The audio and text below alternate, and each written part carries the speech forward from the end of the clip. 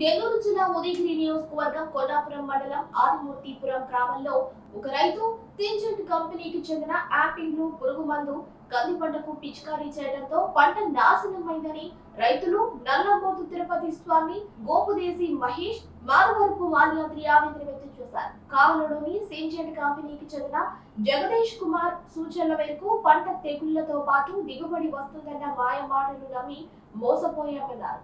సుమారు 500 ఎకరాలకు పిచికారీ చేశామని ఆవేదన వ్యక్తం చేశారు. ఇప్పటికైనా ప్రభుత్వం ఇటువంటి పురుగుల మందులను అరికట్టాలని, రైతులకు తగు న్యాయం చేయాలని వారు కోరారు.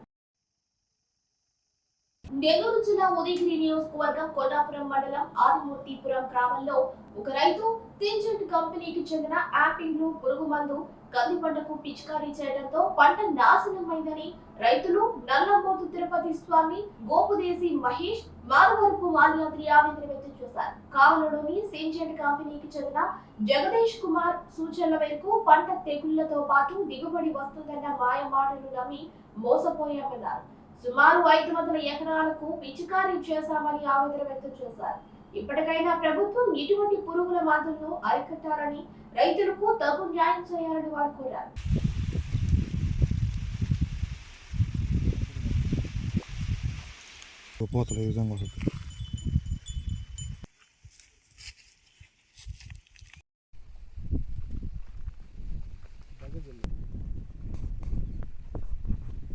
నేను కంది పంట 200 ఎకరం వేసినాను.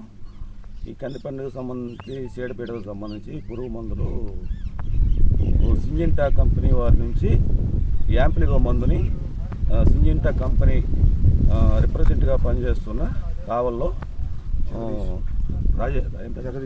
జగదీష్ కుమార్ మాకు దీని మీద అడ్వర్టైజ్ చేశాడు. ఈ మందు వాడండి, మీకు 2 సార్లు వాడితే పంట దిగుబడి మంచిగా వస్తుంది, పురుగు చీడపీడలు ఏమి ఉండవు అని చెప్పి మాకు ఎంకరేజ్ చేశాడు. అతను మాటలు నమ్మి మేము కలిగిరి డీలరు అంకిరెడ్డి దగ్గర ఈ మందులు తీసుకొని వాడిన తర్వాత ఒక్క పురుగు కూడా చనిపోలేదు. మాకు ఈ మందు వాడినందువల్ల పూత దెబ్బతినిపోయింది, ఒక్క పురుగు కూడా ఇది కాలేదు. ఒక్క ట్రాక్టర్ డమ్ముకు వచ్చి దాదాపు 4,000 రూపాయలు ఈ పురుగు కాస్ట్ అయినది. ఆ విధంగా మాకు ఈ కంపెనీ వల్ల తీవ్రంగా నష్టం జరిగింది. ఈ కంపెనీ వాళ్ళకి తెలియపరిచాం ఈ మందు పనిచేయలేదు, పురుగులు చచ్చిపోలేదు.